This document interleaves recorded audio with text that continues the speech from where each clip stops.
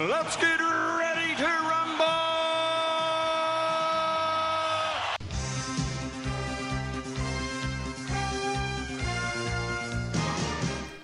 Hello and welcome to Netflix vs. Cinema, the podcast that is rejoicing in the return of our good old friend, cinema, along with all of the joy and all of the frustration that brings, like viewing times.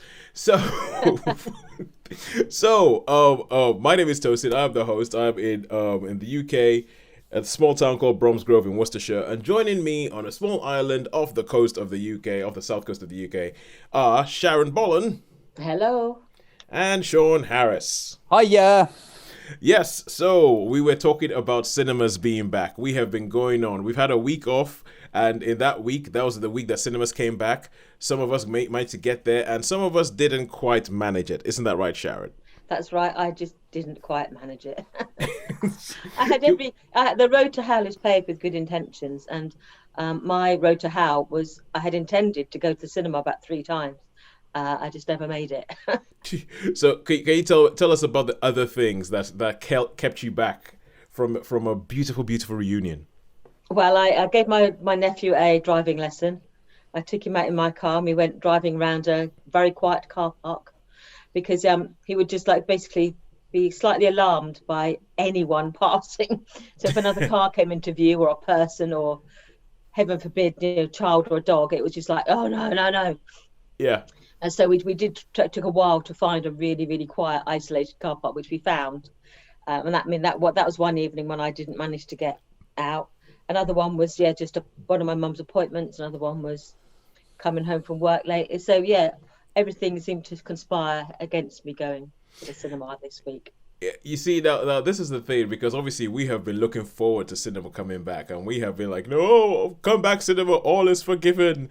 And then you remember and then it shows like it's like a rude awakening that you remember, oh, hang on a second, oh yeah, timings. I've had like a year of being a condition that I can watch anything I want to watch whenever I want to watch it. Yeah. But now I actually have to look at the times and all that. And I remember sitting down and trying to sort of like do some calendar juggling of, okay, if I'm going to go see a film, if I saw that, how long does the film last? If I could I get out in time for that? And if I went to play tennis, then could I? And I just tried to figure out, and I was like, I haven't done this for a while. And I remember I will take cinema because cinema's back, but this is a little bit annoying. But speaking about that, the man who would let none of that stand in his way, didn't care about nephews needing driving lessons, didn't care about times and changing nappies, didn't care about any of that, is Shaun. And Shaun, you have gone proper beast mode over the last 2 weeks, haven't you? Yes, I have indeed. I've gone absolutely crackers, really. I've sort of caught like a 4:00 performance, come out, had a Kentucky Fried Chicken and gone back in. So I've done 2 double bills. So so I've really enjoyed my time, shall we say. And as I say, lucky enough, the weather's not been terrific like it has today. Today's lovely. So yeah, but it still was odd. So like if I watch a 4:00, 4:10 performance, I'd come out and it was still light and still quite nice and sunny. Yeah. And then I'd go in again sort of afterwards after wandering around for a bit. So yeah, it's been emotional. It's been emotional.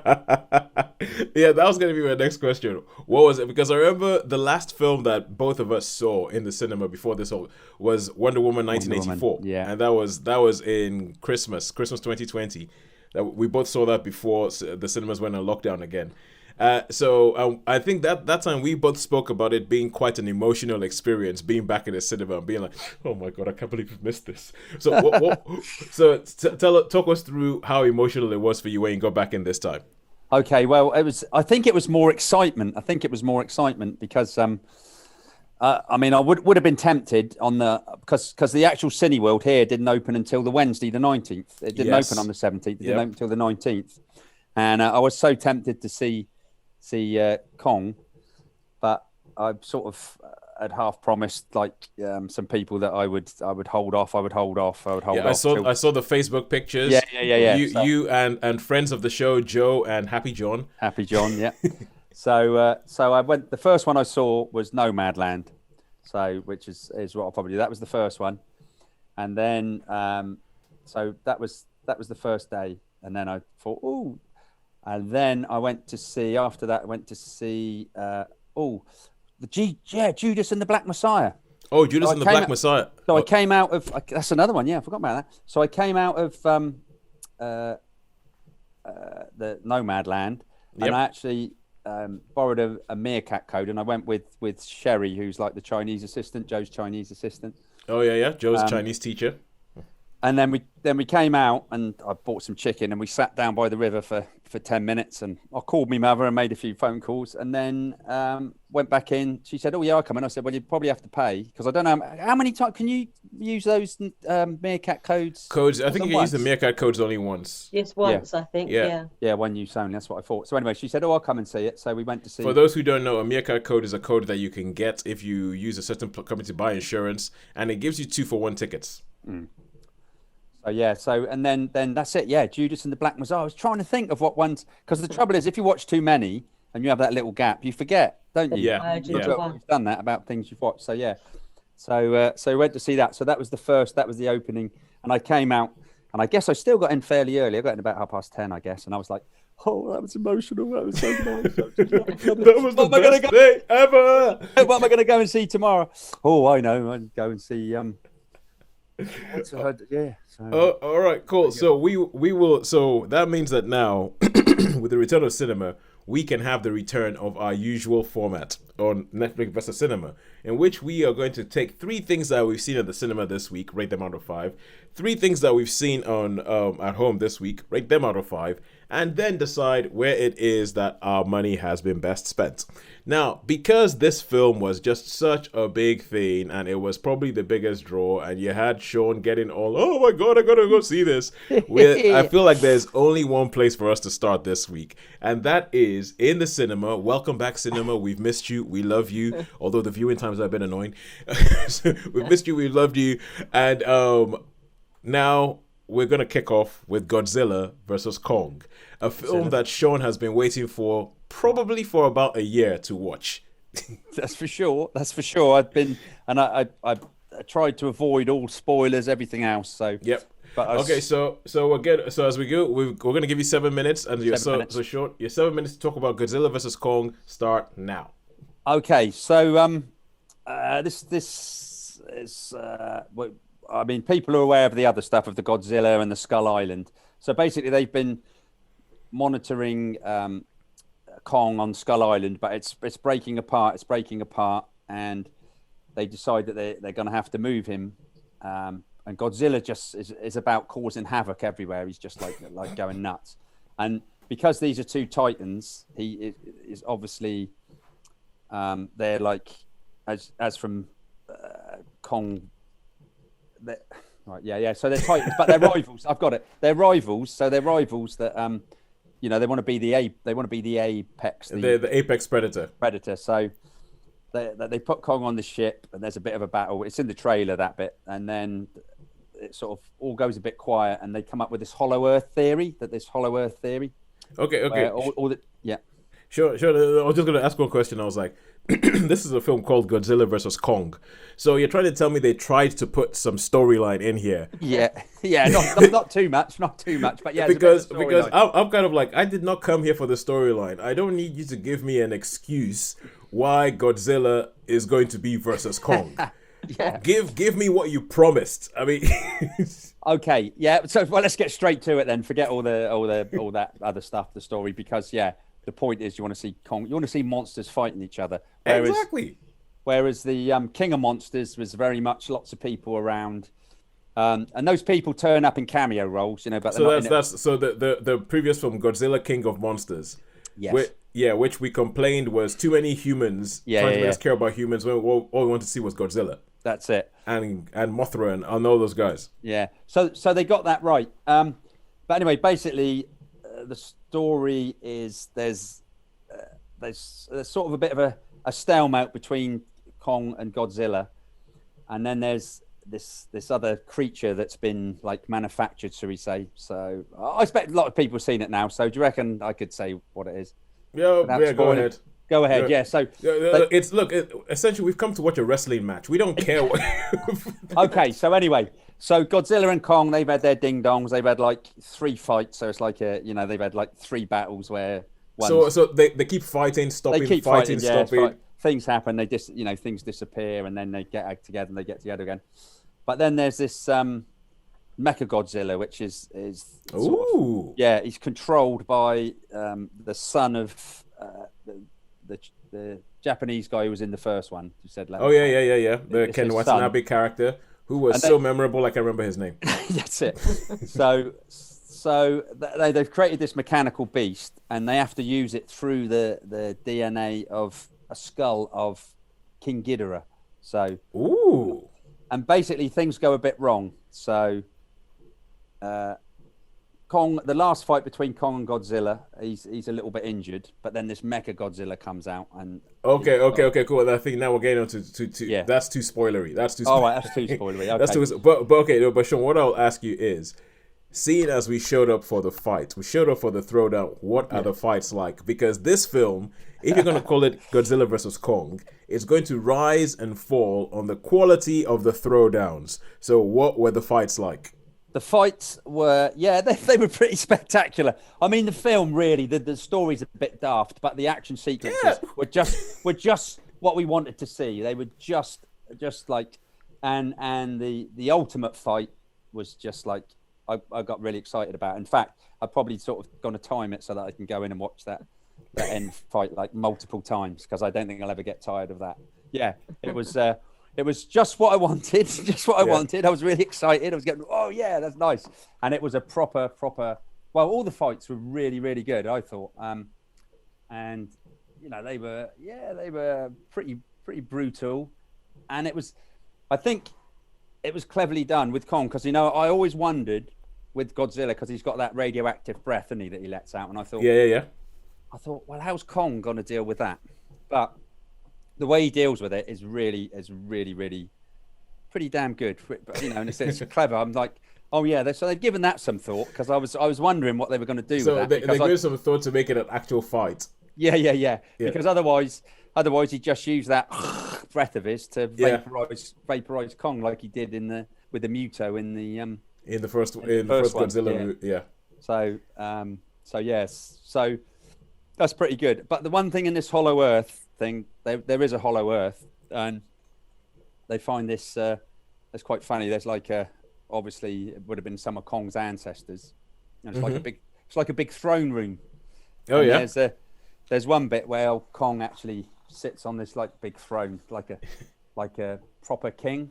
And yeah. Sort of there, and the old music goes. So that was a good scene. I enjoyed that scene. Oh, and there's a little girl in it who can communicate with Kong, and seems absolutely brilliant. She can communicate with him, and she sort of says, "Oh, enemy, not enemy," and she sort of more or less. So he's got a bit of a affinity. Well, in fact, a huge affinity with her. If it wasn't for her, there would have been more mayhem than what there was. But cool. It's a terrific. I really, really enjoyed it. Actually, to be fair, it was great. It wasn't a disappointment in any way, shape, or form. Oh no, okay, that's good, because obviously they've been trying to do this monster verse, which is going to be like this shared.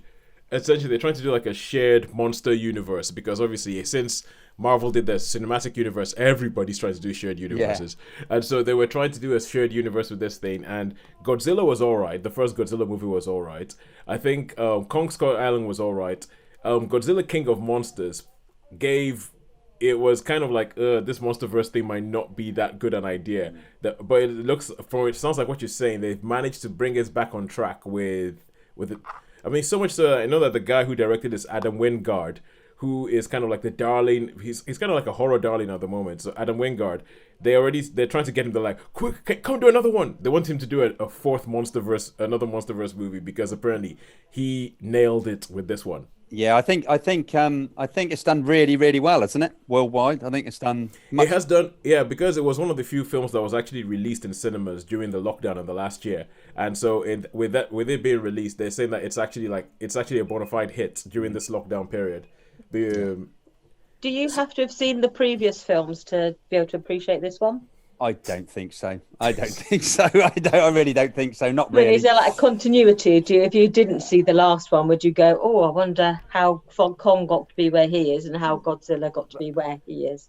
No, I probably don't think so too much. Really, it's just a nice little slugfest. You wouldn't. I mean, it would be good to see them because you sort of a little bit invested in it. But apart from that, it's a nice little slugfest, as it should be. As it should be. So yeah, let's hope there's more. Let's hope there's more now. None of this wheeling Bryan Cranston out and Aaron Taylor Johnson and trying to give me this whole they're father and son linked by a shared tragedy. Who cares? Who cares? Yeah.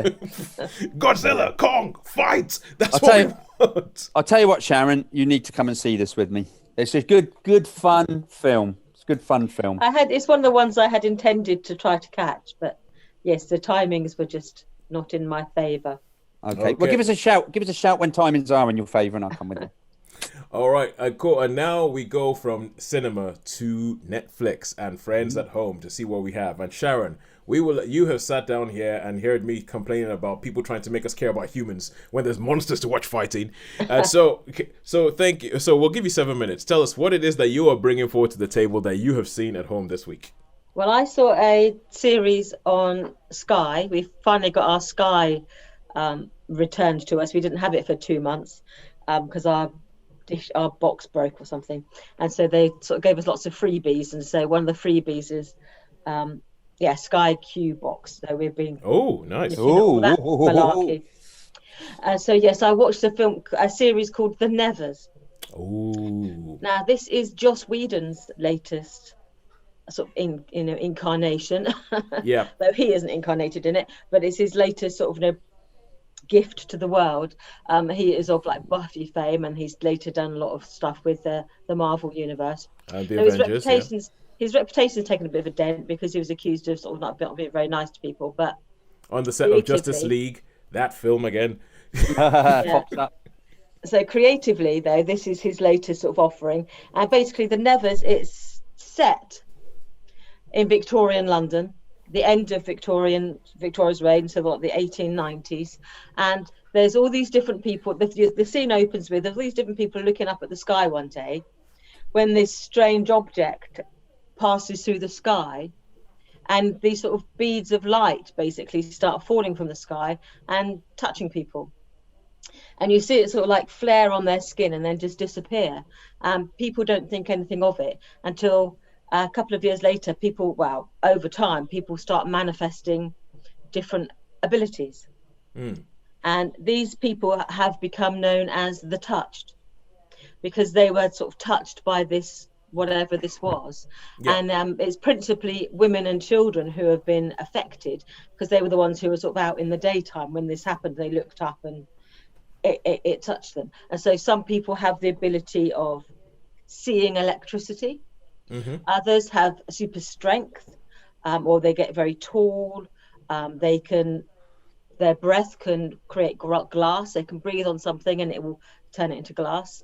Others, there's just a whole myriad of these sort of the way this is manifested. So do they essentially become a Victorian Avengers?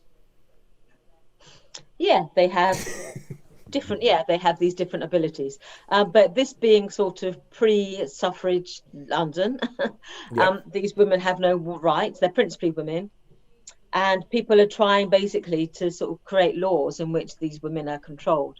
And so they have created this orphanage where people can flee, a sanctuary where all the touched can flee, and they sort of form this sort of commune together. So they're living together.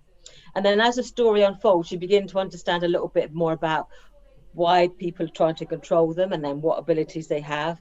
And there's this central character who basically is the person who runs this orphanage, this asylum, this sanctuary. And you see her story unfold as to why she has this what her ability is. And it turns out, it's not a great big spoiler because you find out quite soon on in the series, the thing that gave them this gift is actually an alien life form. And it's hidden underneath sort of subterranean London. And you find a little bit about the history of what this life form is as the series goes on, and then you get a huge, I won't tell you anything about it, but you get a huge shock in one of the episodes where you're going, is this still the same series? What's happening? And then everything is turned on its head, and at the end of the series you see the whole previous sort of 5 or 6 episodes in a completely different light. Oh. So what you think is like a League of Extraordinary Gentlemen type thing is suddenly just flipped completely at the end. And so you then have to revisit everything you've seen before. Okay, so you see, I quite like one of those things when it's executed properly. And from what you say, judging by the tone in your voice, it sounds like it was executed properly. Yes, it was done very well. It's obviously like all modern television, it's sort of quite adult. So there are scenes of a sexual nature. There's quite a lot of effing and jeffing. Well, it is an HBO show, yeah. So. Yeah. And so you're thinking, I'm not quite sure that ladies in that time would have been comfortable as being that sweary, because even like the religious ones are suddenly, they're wearing their crosses and talking about, Jesus, Mary and Joseph, and then they're effing and jeffing as well. And thinking, there's a little bit of a disconnect between what you're trying to tell me this character is and actually what's coming out of their mouth. So there's a few anachronistic aspects of it, but it's this is the world of modern television, so that is what it is. But yeah, there's some interesting themes in it, some interesting ideas. So yeah, right. I would certainly say check out The Nevers. All right, cool. Actually, I just realized, Shaun, we didn't actually give Godzilla vs Kong a rating. No, we didn't. I was waiting for that one. I thought I'd be patient. Okay, so quickly, what was the rating? Before I ask what the rating for The Nevers is, what's the rating for? Okay, the ratings for Godzilla, I guess for most people would probably be a 4 for the excitement factor. For me personally, it's a personal one. I would give it a 5 for my pure enjoyment of it. Okay, so a 5 for Godzilla vs Kong. That's a 5 from Shaun for Godzilla vs Kong. So I was just kind of like, you can tell we haven't done this for a while. It's like, cinema's back! Yay! We don't care whether the film's good or bad. It's back. All right, cool. So Sharon, you were saying. Yeah, so I would recommend it. I think it was enjoyable. It's quite compact. It's 6 episodes, I believe, and they're all about an hour long, maybe just under. So yeah, it's certainly something that you can watch in a weekend. All right. So how many stars? I would give it 4 stars. Give it a 4 out of 5. Yeah, there's enough humour in it. There's enough action in it. Some good fighting, which again will make sense at the end of the series. At the beginning, you're thinking, how did you get those skills? And then you understand later. There's a reason. So, it's not just a convenient plot hole. Yeah. Okay, so and I know it is very, very problematic at the moment to sort of praise Joss Whedon because of the allegations that have come up for him. Not even just on the set of Justice League, but even going all the way back to his time on Buffy and some stuff that he said with Charisma Carpenter. And there's been a whole bunch of people who've come out against him and talk about his. But it sounds like there are quite a few of his hallmarks in here. It sounds like it has the witty sort of dialogue, the sort of strong female-led characters and all that kind of stuff, the good fight scenes, and also like a big sort of rug pull that you look at and you don't hate. Yeah, you don't. Yeah, you don't. Yes, there's stuff you didn't see coming. So yeah, and there's a good cast. I won't go through the cast now, but yeah, a good cast. So I would and some good cameos. I would. Yeah, to me it was. I try not to. I haven't read much about the allegations about Joss Whedon, so I try not to let that particularly influence my. I don't even know what they are. Stuff. I don't even know what they are. I have no idea what they are. I'm not keeping up to date. Yeah, is it the normal sort of stuff? No, it isn't. Okay, let's put it. It isn't Harvey Weinstein. It isn't. Right, okay, cool. It isn't Harvey Weinstein. But there's people saying that he was abusive. There's that he.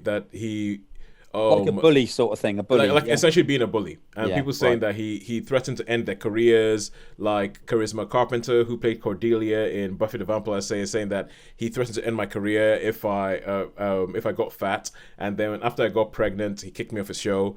And Ray Fisher, who plays Cyborg, I think some of the stuff that Ray Fisher says, I'm kind of like, okay, dude, that's a bit of a reach. And like he said that he essentially cut out all the black characters from when he got a hold of Justice League. He cut out all the black characters, and I'm like, okay. And but he also says that he was really, really abusive on the set and all. So that there's a lot of stuff about that, and It's being sorted out at the moment, so and there will be people who will come down on either side. I'm just kind of like, well, unfortunately, not all the stuff I love comes from people who I totally agree with all the time. But if it did, how boring would that be? All right, cool. So that is 5 stars for cinema. 4 stars. I mean, purely just because cinema's back. I think we might just sort of say cinema wins. Okay, spoiler alert. I think cinema might win this week. just so he doesn't get angry and leave us again. I think cinema might win this week. So we'll let him have this one. We'll not go back to cinema. We'll go back to cinema, and I'm going to take this up. And I saw a film in the cinema, the first one I saw back, which is Those Who Wish Me Dead. And I had a similar problem with you, Sharon, where I was sitting down going, okay, what can I watch? When can I watch it? Because I've got a 7-month baby at home, and every now and then I'm like, yeah, I'm going to have to go play tennis. And my wife's like, okay, fine, see you later. I'm going off to the cinema. Fine, see you later. And I was like, I better not try my luck. I think I can get away with one film a week. That's about it. So I had a problem with this, but eventually managed to get an 8:30, 5 p.m. time to see it after my tennis game. Rushed down to Redditch, to the View Cinema in Redditch, managed to watch the film. And this is Those Who Wish Me Dead, which is Angelina Jolie. It's based on a book, and it's essentially, this film kicks off with smoke jumpers, who are people in America, like they're like firemen who are specially trained to fight forest fires. And you see them just falling through the air like out of, like they're parachuting over this fire to go fight it. And you get to meet all these different characters. You find out that Angelina Jolie is part of this group. She's part of this group. There was some tragedy that happened in the past, because in this kind of films, there's always a tragedy that happened in the past that haunts the hero and makes them wake up in a cold sweat at night and all that. And so you get introduced to those characters, but then you also get introduced to Nicholas Hoult and Aidan Gillen, who play a pair of assassins. And you get introduced to them, and you can see that they've been given this job to do, where they go to somebody's house. Shortly after they leave, the house explodes, and then another guy with his son sees this on the news and gets his son in his car and just legs it. He just legs it, and as he's going on, he's telling his son, "Look, I'm going to write this down for you. Find somebody you trust and hand this to them if anything happens to me." It shouldn't really come as a shock, because it shows up in the trailer that something happens to him.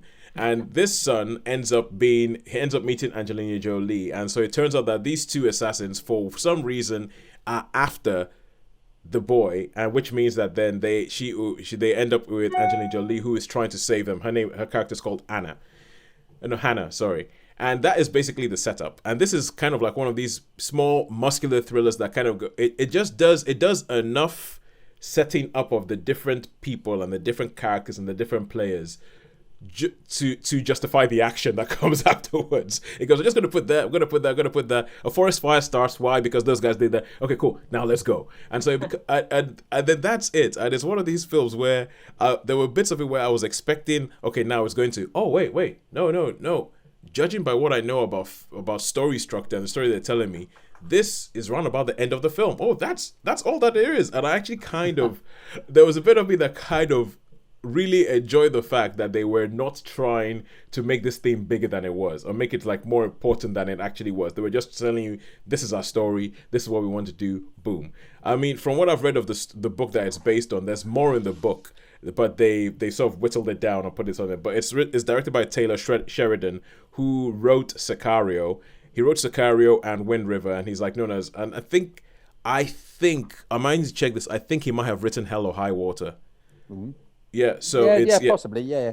I think he might have written it, but it's directed by him. But that's what I thought. I mean, apart from the fact that, I mean, I think Angelina Jolie, it's great seeing her, because I haven't seen her on screen for a while. I think she's actually quite good. She's quite, this is a kind of character, a bit like her character in Salt, that you kind of feel almost, I was asking myself, I was like, was this character originally a man that she said, I want to play this character, so they made it a woman? Because there's weird things like she's the only woman on the entire team of firefighters. She's the only woman you see doing that job. And once you see something like that, it's just kind of like, this seems a bit filmy to me. It seems a bit filmy to me. And also, I just feel like the problem I find with Angelina Jolie is that she looks like a film star. She looks like a film star. And so when you look at her, and I'm not even entirely sure what I mean by that, but it's just this sort of unknowable, untangible. She looks like a film star. So when you try and have her be like this sort of woman of the woods who fights fires for a living,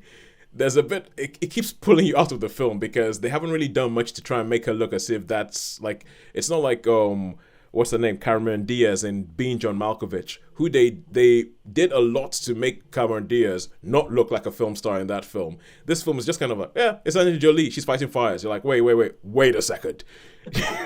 I'm sure, I'm sure that someone who looks like Angelina Jolie could decide that she wants to fight fires for a living. I'm not saying anything against that. That could happen.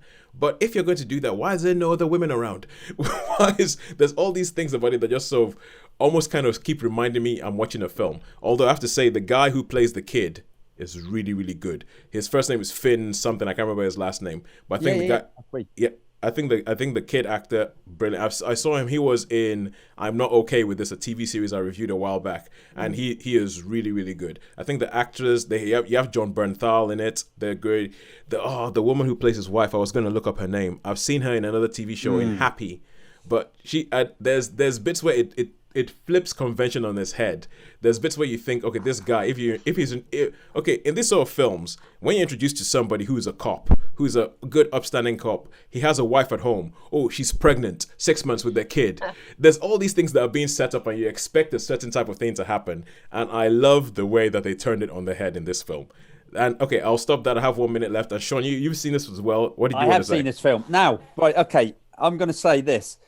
I really, really got into the film to start with. I really totally, it was all like totally, but I thought, yeah, brilliant. Okay, I can see that when, you know, like you mentioned about the house exploding. I could see how that might work.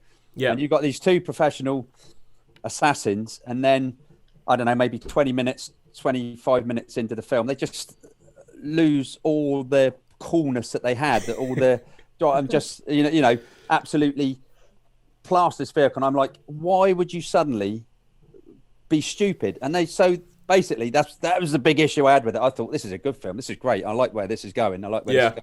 And then it was like, because these guys that had been so thoughtful, so careful through the first 20 minutes, you know, about how they did things, suddenly just lose all sense of, and the stuff they do is ridiculous. They would do stuff they wouldn't do. They just wouldn't do it, you know. And it's like, oh wow. So to me, this was first 20 minutes, absolutely, really, really first class.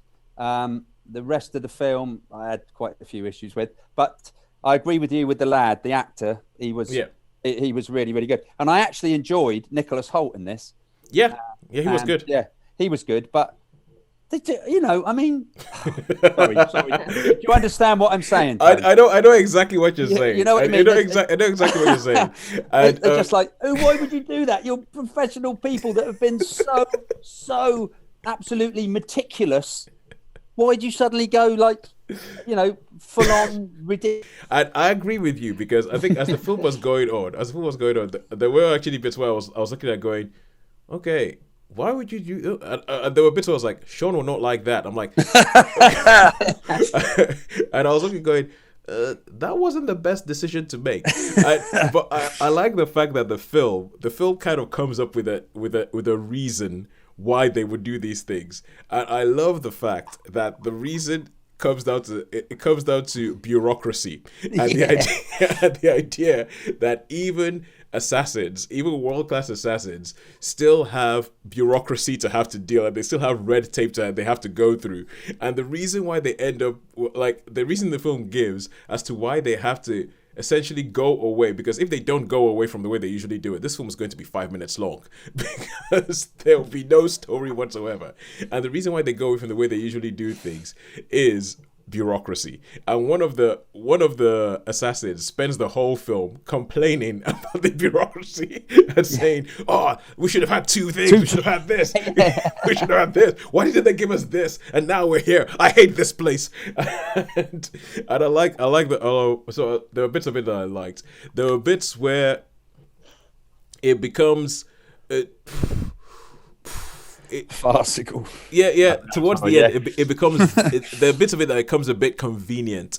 That, like, okay, bearing in mind that this whole film, the backdrop of this film is a forest fire, and there's bits where they go, "We're going to go in that direction. Are you sure? Yes, we're going to go in that direction." And then And then 5 minutes, they go in that direction because I think it creates a really good dramatic backdrop for something. But then something happens after that you go, hang on.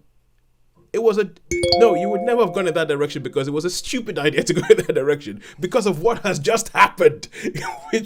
So yeah, but anyway, I quite liked it. I mean, being back in the cinema was great. Angelina Jolie, cool, good. It's a good thriller that has a couple of dumb things happen to it. I would give it a 3 out of 5. And I would agree with you on that, Toes. Totally agree with you. 3 out of 5. It would have got, if it had carried on the way it started, it might have got a bit more, but it's just 3 out of 5. Yeah. I mean, it was watchable, and I had me huffy bits, but I was okay. Okay, cool. Let's get this thing moving. So, Shaun, we're going back to you. On what you saw at cinema. No, what you saw at home this week. Oh, at home, yeah. Well, I managed to watch Love, Death and Robots. So the second Love, series. Death season 2. Yeah, I saw that as well. Oh, good. I'm really pleased about that. So Love, Death and Robots. Obviously, it's an anthology series. Which usually, do you want to explain what the whole show is about, Shaun? Okay, basically, it's an animated series. It's an animated series, an anthology of different sort of episodes. They're quite short episodes, and they're animated in different ways. So, some is your traditional animation, some your modern 3D, others is rotor. I think they call it rotoscoping, don't they? Where it's like. Well, yeah, I think like the games. Like the games, they have the real action games now. I think it's more motion capture. Motion capture, yeah. So it's done a bit more like Avatar. That's it. In fact, I think that was there was a couple like that, which I don't know if I like or not. It's really difficult to say whether I like. There's a couple of them in this season that I was seriously looking at and going, is this animated? Exactly, Toast, exactly. I agree with you. I thought this looks like live action to me. I was kind of like, is this? Yeah. Because it's usually that it used to be like, if things are still, that's when you might think, is this animated? But once it moves, you're like, oh yeah, it's definitely. But even this, when they moved, you're like, is this animated or is this just captured real life? There's a couple of them because they all have different names. I think there's only 8 in this season. That's it. Yeah, it's a short season. I think probably the one compared to 18 in the first season, the one that freaked me out the most was Snow in the Desert. There's an episode, Snow in the Desert. Yeah, Snow in the Desert. You're looking at it going, these are actors. This is not. These are actors. Yeah, Snow in the Desert. And the only time that you catch it is sometimes when they're speaking, and then once they're speaking, you think that there's something wrong with the mouth. That's about it. That's it. I did think there were a couple of episodes which were like straight out of, because the automated customer service one, I think, was just straight out of the Terminator. I mean, more or less, you could say it was a Terminator movie, wasn't it? Which I really enjoyed that one. I thought that one was quite fun. That one. Yep. So that was good. But no, and also I quite like the one called Pop Squad, where with the yes, that was a pretty cool one. Yeah, I didn't mind that. The giant one, that was okay. I saw somebody who rated because obviously there's 8 episodes, so there's a whole bunch of, you can go online, you can see a whole bunch of articles of people rating all of these things from best to the worst, and they put the giant one as the best one, and I was like, really? Yeah. Yeah, because the giant one, I think the giant one is I think, okay, one thing I will say about each one of these stories that they do very, very well is because at the longest one is probably 18 minutes long. And in that time, I think even the ones I do not like, they build a world.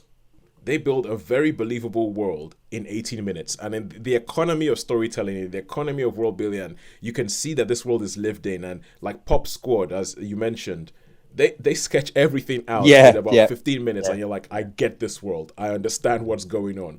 They do that very, very, very well, and I think that's really good. The Drowned Giant is, so this is all done in voiceover and someone telling the story about, essentially, in my head, it's kind of like in Lilliput. Imagine if Gulliver. That's what I thought. Yeah. Imagine if Gulliver in Gulliver's Travels washed up on the shores of Lilliput dead. And then there was a scientist who was talking all about this person who we found and all that kind of stuff. And there's bits where it seems to be trying to get a bit philosophical, but then it sounds a bit sort of like studenty, philosophical, Yeah, and I'm like, no, not so much. So yeah. But anyway, Shaun, this is What about the Christmas one? What about the Christmas one? oh the Christmas one. Yeah, that was I really enjoyed that.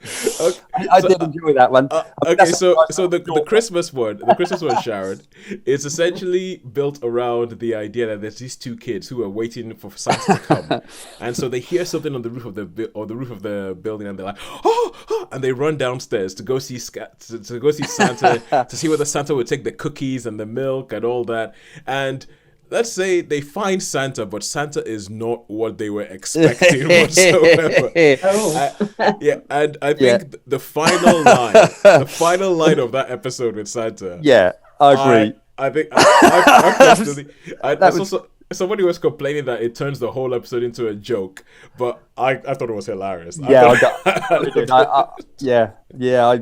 that one. And then there was the one with the train, wasn't there? The tall grass, which I think was probably taken from a movie. I think there'd been a movie. I may have watched. I think that idea, because the thing with all of these is that like Sharon. I mean, remember when we reviewed season 1? You mentioned you mentioned the fact that you went through the stories and you realized that they were based on a lot of them were based on short stories by well-known writers like Harlan Ellison and all that. Oh yes, I saw the writers. Yeah, John Scalzi, I think, appeared a few times. Yeah. He did a couple, and so this is just people adapting. They're just going and they're adapting short stories by sci-fi writers, mostly by sci-fi writers. There's a huge sort of world of short story fiction by science fiction writers and fantasy writers in particular. There's a world of it. So and it's a particular for that genre of writing. It's a thing. It is a thing. Yeah, and I think that's why. And I think the show Love, Death and Robots really taps into that and goes, well, these are like one-off stories. Just make them animated, because then you can represent all these worlds. Yeah. So I think that there are some ideas that show up again and again in other forms of sci-fi. So the long grass that you talk about, that's the kind of idea that I think I've seen in other things. I've seen it being done in other things. And it was kind of, because I think even in this season, even the things that don't work, because I don't think every episode works. So even the episodes that don't work, I still think that there's things in them that I like. And I think the long grass, I think the animation is really, really good. I think the mood of it is very, very good. I think the ending it ends up not really saying much, but I thought it was a good mood piece.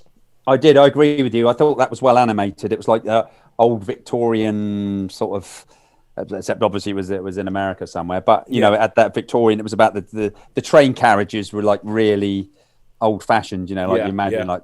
So it was almost kind of like Strangers on the Train kind of thing. But I think Snow in the Desert. I think going back to that was a good episode. I enjoyed that. I think Snow in the Desert was my favorite one of this lot. I mean, all in all, I don't think it was as strong as the first season.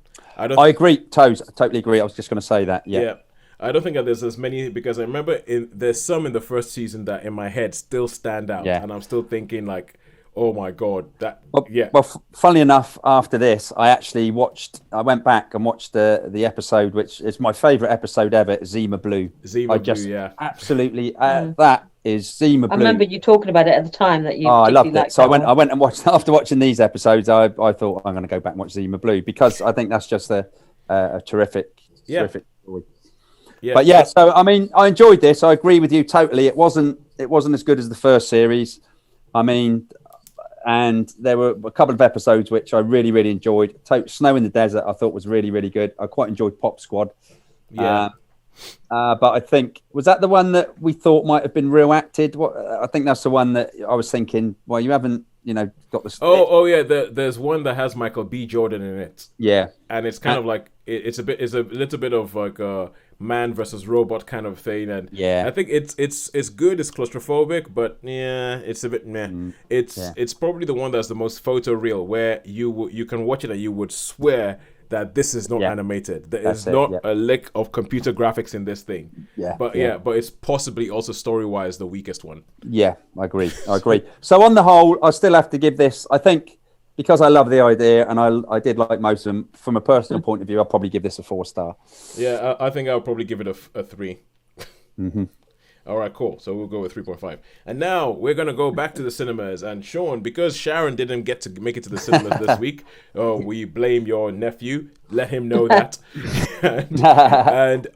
So Shaun, you get to pick another film. And you mentioned Nomadland earlier. Nomadland, yeah.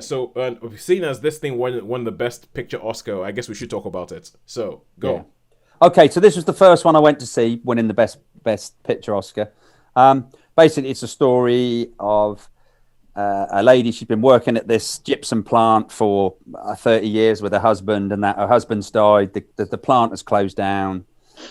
So she decides she's going to buy this van and sort of basically live in this van, go traveling. And she meets up with some other that say, oh, every so often we meet up in the Arizona desert. So if you want to come along there. And so they head off. She heads off to the Arizona desert, meets all these other people, and I'm pretty certain they must be real people that do this. And there's some because they didn't seem like actors. And then they say, okay, well, we'll get work here, we'll get work there, and that's just basically what they do. So they meet up, have parties and all that, and then slowly one moves away, and they all start to take off, and they go their different ways.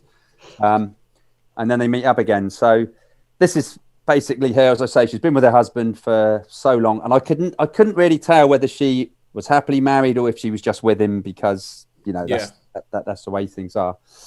But obviously, that's basically the film. And she goes back, she gets a job. Over the Christmas holidays, she gets a job at an Amazon factory. So she goes there so she can get some money. Because when obviously they got to do maintenance and things, haven't they?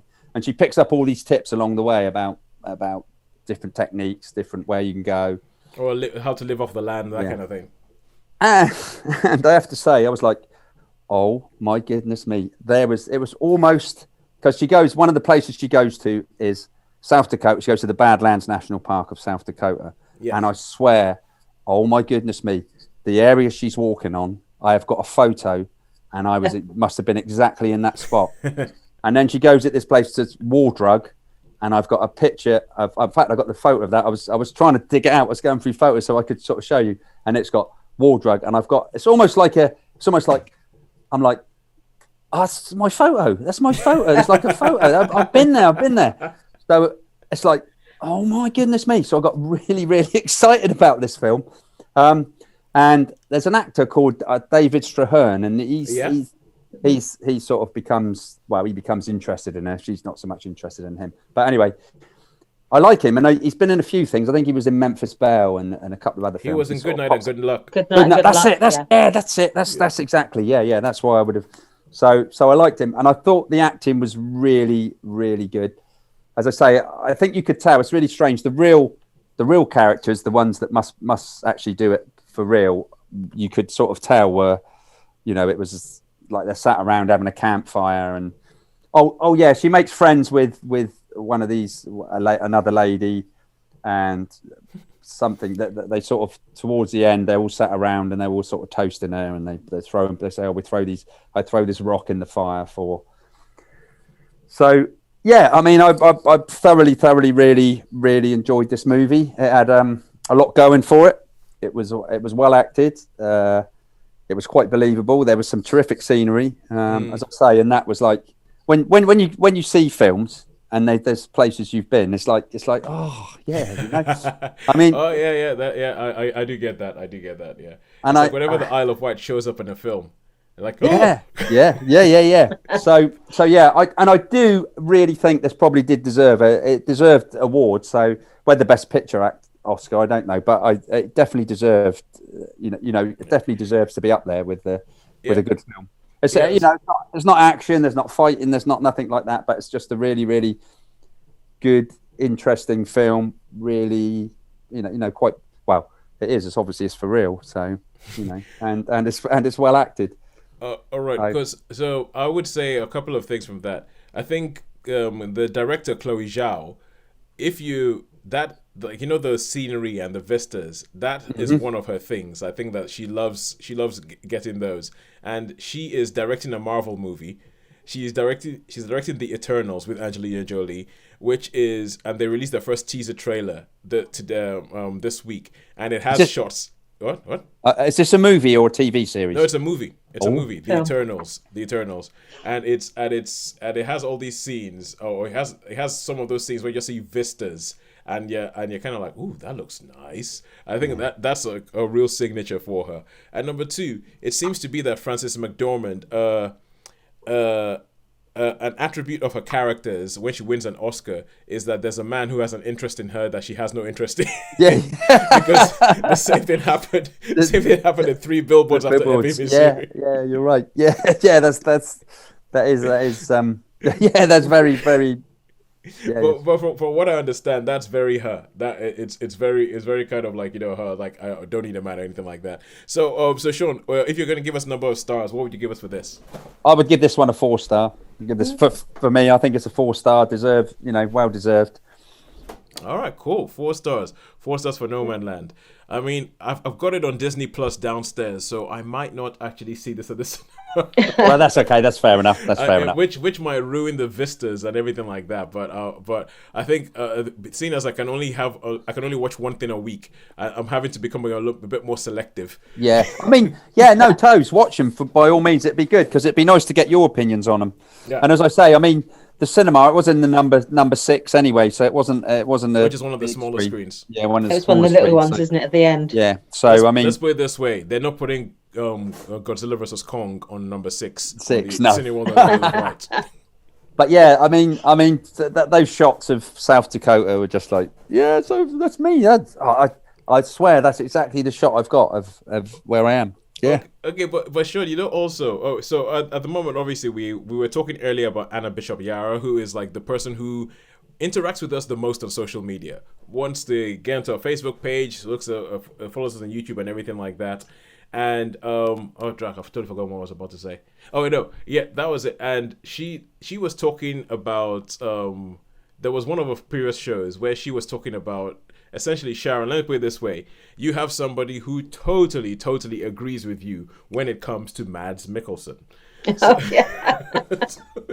I'm not alone, obviously. Yes. It was kind of like I can't remember which one it was that we did, and she was like, oh yeah, I totally agree with Sharon about Mads Mikkelsen, and she was like, oh, have you seen Arctic? He was in that was really good. And so I went back and I was like, I remembered because obviously I reviewed Arctic. Yeah, you reviewed Arctic, and I remember that. So I went back and I actually posted the link to the Arctic show to her so she could listen to it, and she came back with, she obviously listened to it and came back and went, I totally agree with Sharon's review. So Sharon, so yeah, you have somebody who agrees with you about Mads Mikkelsen, who agrees with your review about a Mads Mikkelsen movie. Hang on, my video's gone off, but I'm still here. It's still there. Yeah, so you have someone who agrees with you about Mads Mikkelsen and about your views about Mads Mikkelsen movies and all that. So, well done with that. But the thing is that it also struck me that in that show that we reviewed Arctic in, Shaun wasn't actually on that show because Shaun was in Thailand backpacking around the place. So when I hear that, I hear you talking about Nomadland and you're talking about Nomadland and everything, like I'm like, Shaun, there must be a bit of you that thinks that this would be like almost your ideal life. Yes. Oh yeah. Yes. Seriously. And believe it or not, I've actually been looking at small camper vans. I really have. Yeah. I mean, and I was thinking, what I think I'm going to have to do is I'm going to have to spend the winters. I thought if I got a camper van and I could leave it on my mum's drive over the winter, so I'd only pay like 6 months road tax, and then shoot off to somewhere warm for the winters, and then come back, and then I'll have that to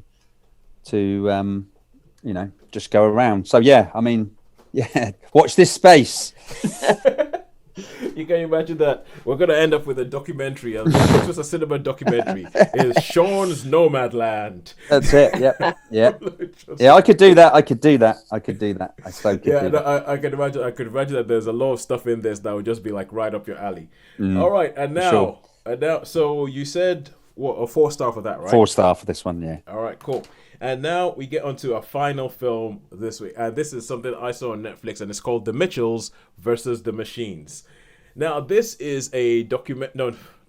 No, it's an animated film. It's an animated film these guys didn't direct it, but they were producers, Phil Lord and Chris Miller, who did Cloudy with a Chance of Meatballs and Spider-Man Into the Spider-Verse, which is arguably, I mean, Spider-Man Into the Spider-Verse went straight into my top 3 Spider-Man movies of all time. It is just so inventive with the animation and all that. And you can see that there is some of the, well, they didn't direct that, they guided that one as well. But you can see some of that sort of like crazy, anarchic, we're going to use animation but in a different way spirit is in this film. But it's extremely satirical. And you have this family called the Mitchells. And in this family, you have the dad, who is kind of like Shaun's dream life. He wants to live out it. He's like a woodsman, and he's like, oh, kids, let's go outside. It's gonna be great and all that kind of stuff. But then you have his kids. He has 2 kids, a daughter, Katie, and a son whose name I can't remember. And he's the kind of person who comes back home and he worries and he complains that everybody's always on their phones. And he has this scene where he's like, okay, let's try this thing. Everyone put your phones down. We're going to try and make 1 minute. No, I think it's even 10 seconds of family eye contact. And they all try and just look at each other and they're like, I can't do it. They're also, and and in this whole thing, he has a fractious relationship with his daughter. His daughter is about to get up and she's about to leave to go to university, and he's kind of like, but each time he comes in, he speaks to her, almost the wrong thing comes out of his mouth, and it turns into a fight. And the mom is like, why don't you guys just sort this thing out? And so as is the younger son. And the family dynamic is sketched out quite nicely and quite believably. So it's quite believable that, okay, this is a family, this is the whole thing that goes on.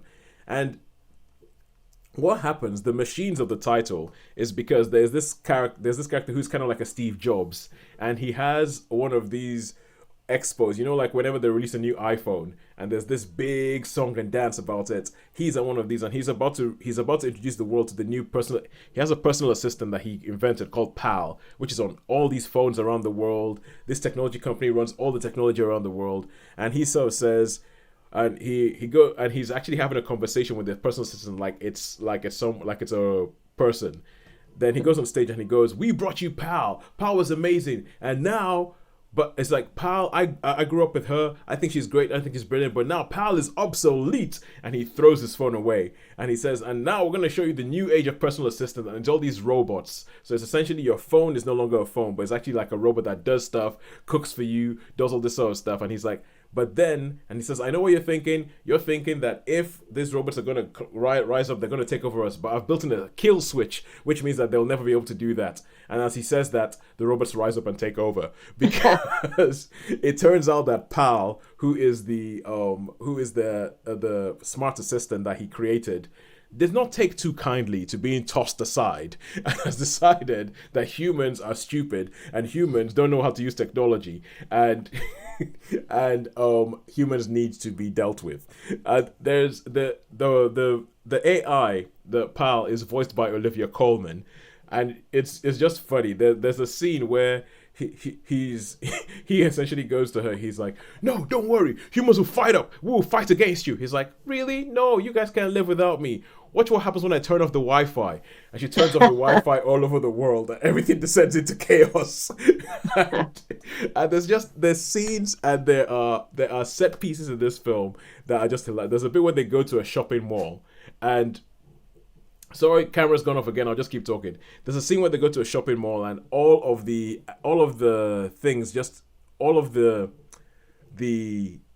appliances in this shopping mall rise up against them. And that whole scene is one of the most energetic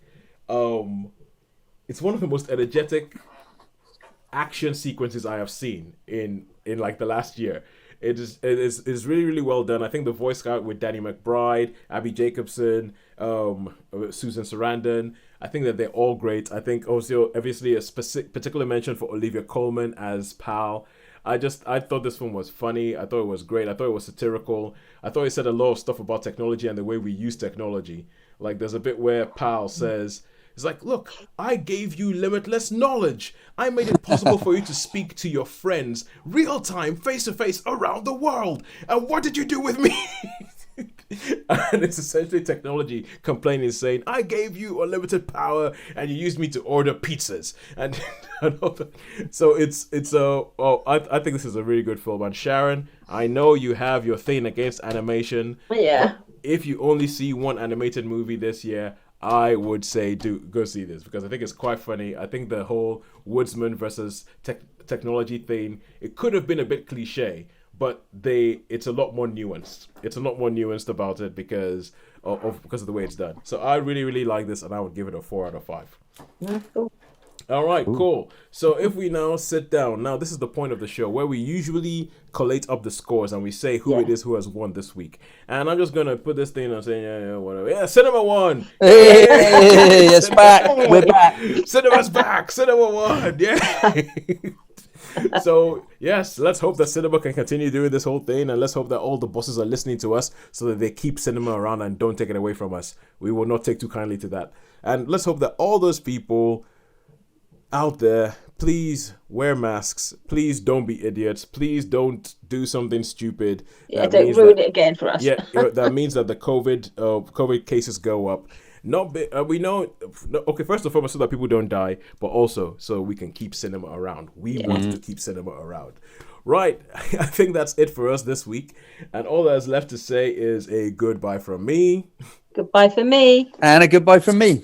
We will see you next week when we will all manage probably to have seen something in the cinema. Yes. Probably Cruella, but we'll see. Cruella, yeah.